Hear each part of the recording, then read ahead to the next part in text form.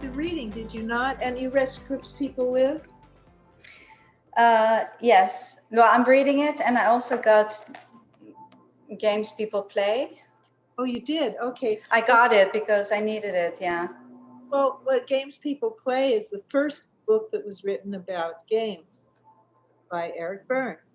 So can you see, what did you learn from reading Eric Byrne's book and the definition of games? Because the drama triangle you already understand clearly. But what did you learn from what Eric said? Yeah, I read parts of Games People Play and parts of Claude Steiner's book. So it's a behavioral sequence. Yes. Or it's an orderly series of transactions with a beginning and an end. Yes. It contains an ulterior motive. Yes. Psychological level is different from the social level. Right. And it results in a payoff for both players. Correct. The motivation is the payoff. Correct. And I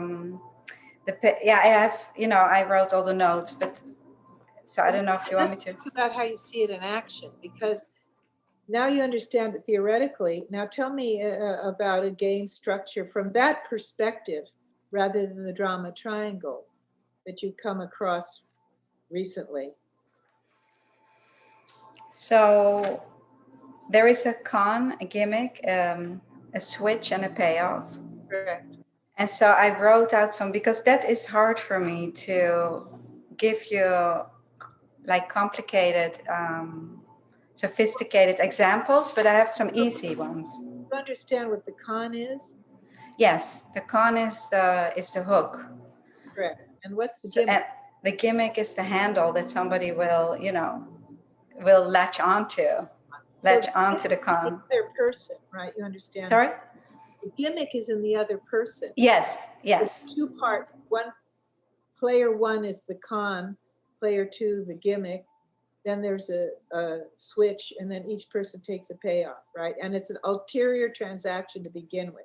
Very important. You're telling me, let's hear some examples of games. Okay, so I think it's a little bit hard because I think I don't go into the games anymore, but I felt myself going into one. Okay. I was talking to my father, and I think it is a why don't you, yes, but. Okay, let's hear it.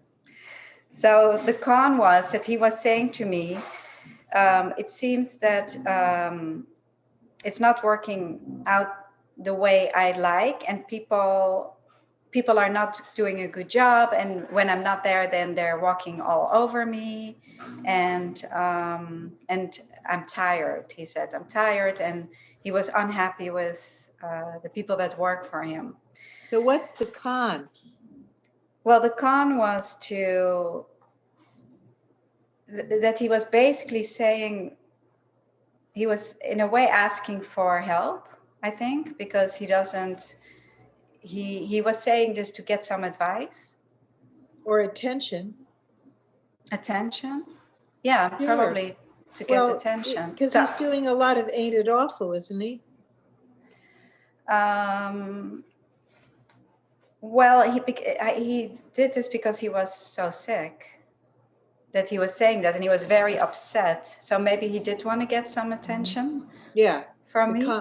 The con is, look how upset I am. Pay attention to me, right? Mm. So what's the gimmick?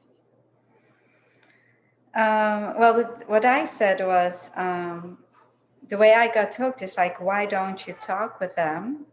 So what were you doing then? What was I was giving him advice. Well, why were you giving him advice? That's how the game got started, I think. Okay, so what's your gimmick? What's your gimmick then? To want to help, to be helpful, to be a little rescuing. Well, helpful and save him, you know? Yeah. And protect him? Okay, protect him. I'm his daughter. I should protect him. So the gimmick is your need to protect him or save him. Okay. Mm-hmm. And what's the switch? And then he said, yes, but I think they are dishonest. and want to take advantage. So I guess that was the switch, because he went into child. Yeah. Well, it doesn't matter what ego state he goes in if you're doing game analysis like this. It's just you see the switch. Okay. He's complaining, he wants attention. You try to protect or save him. Then he switches and tells you that what you're saying is useless, right? Yeah. Yes, exactly. Exactly. The switch is where no matter how hard you try, he's going to tell you that it's not working for him. Exactly. Okay, that's exactly what happened. That's the switch. Okay. Okay, so now what's the payoff? Well, the payoff was that he was probably feeling a little depressed about it. About you? And see, it's between him and you. So his payoff is how he's going to feel about you or himself, right? So he goes into depressed. Nobody can help me. I'm all alone. Yeah, or also maybe like, I don't need your help, maybe in a way, or like you don't get me, or yeah. Okay, it could be nobody understands me, or it could be I'm all alone. Nobody can help me. His payoff. We don't know because we didn't ask him, but that's a good guess, isn't it? Yeah. He ends up, he has to do it all himself, and he's all alone and no one can help him. Guess where that came from? Okay, that's his payoff. Right. What's yours? Right. Feeling frustrated that first of all, that I got dragged into this game. Second of all, that I can't help him. And he's my father and I do care. And so that's frustrating. That's your payoff. Yeah. But I don't know how that would serve me or tie into my script. Well, the payoff is part of the script. I think part of the script would be that you try hard and then you end up being angry and depressed because you're trying to reach them in some way and you're rebuffed, you push back. It's likely, but it's interesting. That's very, very clear, by the way. Good thinking. Good thinking. So you get the game thing. That was very good. Yeah, I get it. I mean, Byrne talks about so many different kinds of games that's a bit hard to, but I start to get the gist of it, yeah. Yeah, I mean, I think he might have started with Ain't It Awful also, another game. Which one is? Ain't It Awful. It's called Ain't It Awful. Yeah, but I don't know if I wrote that one out. I think because it's sometimes seen more as a pastime. I think I have one, yeah. Okay. I was at a party and this woman started to talk about her daughter who was so awful. She was so awful and she was such a horrible person. She actually was a horrible person, she was telling me. And she wants to kick her out. And, I started to, so the con was, so I'm not sure then what the con is, but it did hook me. Well, let's guess on the con. She said, my daughter is awful person. Well, do you think it reminded you of your daughter that saying daughter was awful was a con to you because it could hook you? Because the gimmick is how you feel about your daughter, and having a daughter that you have sometimes had a hard time with. Is that possible? I would never. I mean, I would never say that about my daughter. I say not that she's awful quietly, but the way this woman was saying it, hooked me. So what'd you say? What was the gimmick? I started to ask her, like, do you think she is unhappy? Why do you think she is like this? She can't be all bad. Maybe you can listen to her more. Oh my God. So you got, right. So completely hooked. You got completely hooked, right? You can see that. Okay, that's the gimmick. And then what was the switch? The switch was that she said, I feel so hurt by her. And how can you say that I should listen? I'm good to her. And she's just awful. and she's awful. Oh, that's the switch though, right there. Yeah, You see, how that's can the you say switch. that to me? Yeah. That I should listen, blah, blah, blah, blah, blah. So you got that right. And then what was your payoff? We don't know hers. Yeah, well, I think that she felt attacked. She couldn't stay with the conversation. And I think she felt attacked and angry at me that I responded like that. So her payoff is that it's sort of like people try to help me, but they don't understand. That's probably her payoff. Nobody understands me is what it sounds like, including you, by the way. Oh. Yeah, absolutely. Yeah. It was, yeah. And what is yours payoff? Well, I felt bad, but that's not a feeling. Yes, it is. It could be in that case. I felt really bad, and I felt really like that I couldn't listen to her with empathy. But that's not listening a feeling. to her. Yeah. That I felt like a loser. That I really was dragged into this without just taking it from. So your payoff is I get dragged into something and then I end up losing out. Bear that in mind as your payoff, okay? I'm helpful. I want to help. I get dragged into it, and then I end up being told that it's not gonna work, and you lose, and that feels bad. Well, that happens to me, right? Like also it doesn't happen to you. It's your payoff from your script. Well, here's the thing. You really know this now. Congratulations, because you didn't understand it before, and you sound perfectly clear right now. Mm-hmm. Very well done. I was learning about position hunger and the thing that the reason why people play games. What does Claude say about the reason people play games?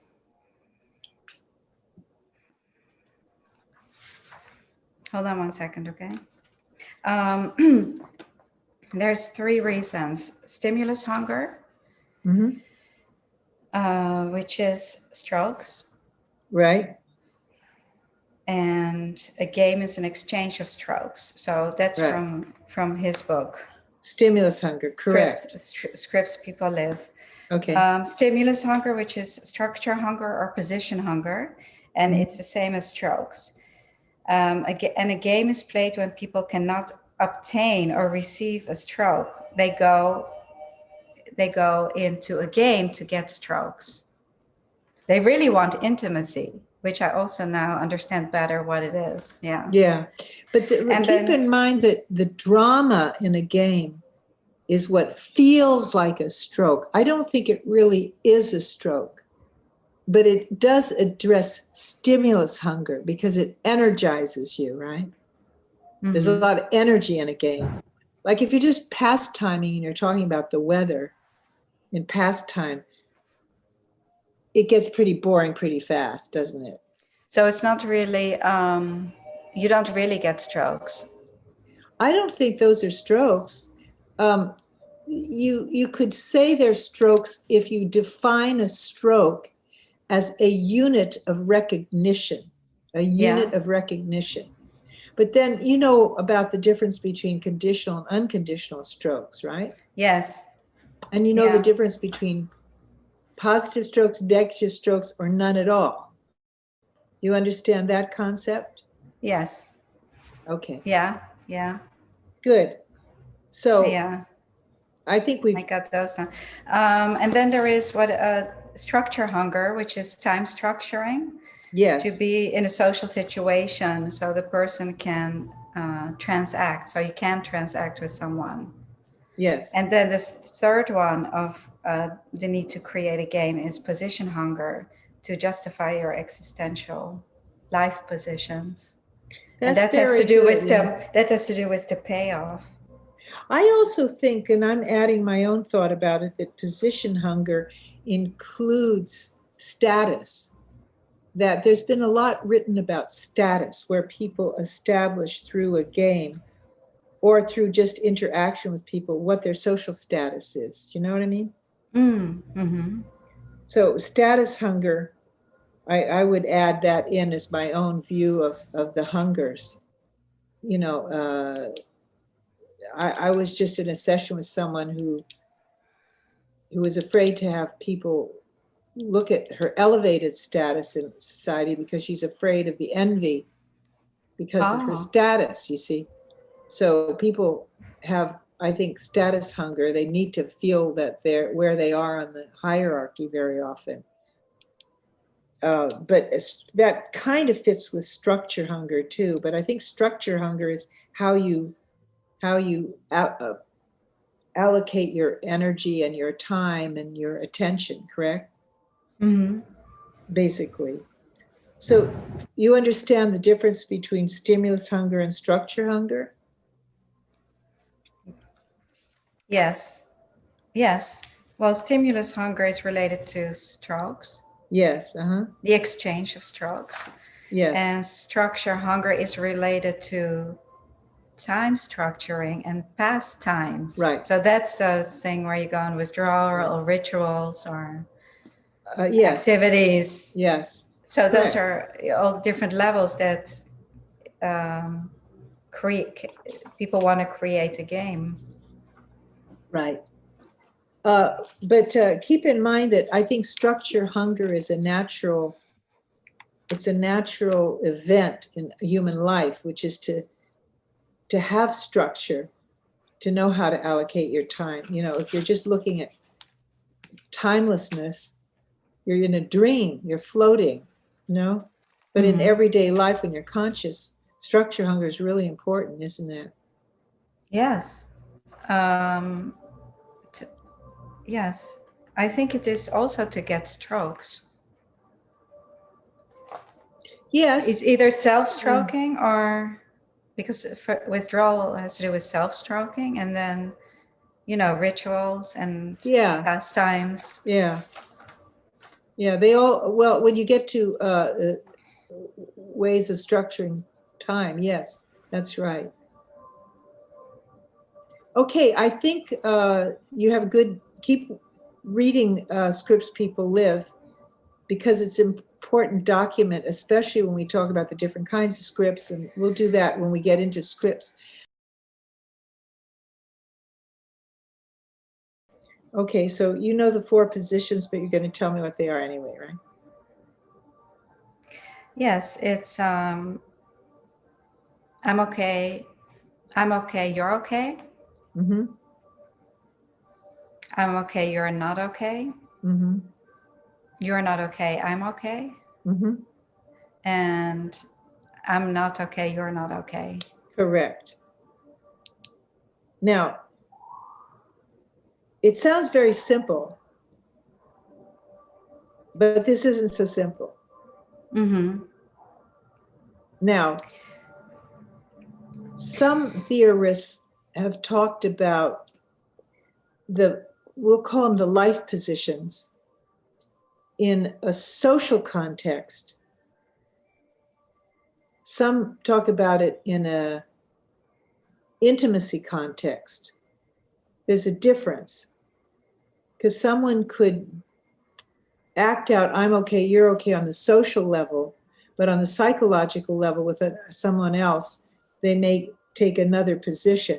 So there's the social level and there's the psychological level, right? And then there's the existential level. So I like to look at them as 3 different levels. Are you familiar with that? Um, I have to, yeah, I have to study that then again. Take a look at it once again because Yeah. I think it's important to get the difference between the 4 life positions played out in behavior. Because someone existentially could feel very, I'm not okay, you're okay. But on the social level, they could act out the, I'm okay, you're not okay, you see? So So, that's just the underlying feeling, you mean? So they may well, be at a cocktail party, maybe acting something out, and then they feel differently about it. well, it depends which level you go to. Okay. On the social level, you could be gossiping with your friends, where you'd be in an I'm okay, they're not okay position, right? When you gossip, you're doing socially, I'm okay, you're not okay, are you not? Okay. Okay. Yeah. When Yeah. you're fundraising for a good event, you can do with, well, even like now with the Democrats, when they appeal for money, we're not okay, they're okay. So ha ha, give us money. You know, we're not okay now. We need to get okay again. See, so the social level is kind of the appeal to the social context that you are in at that point in time. Okay. Whereas the psychological, let's take an example of a psychological where two people get married. Okay.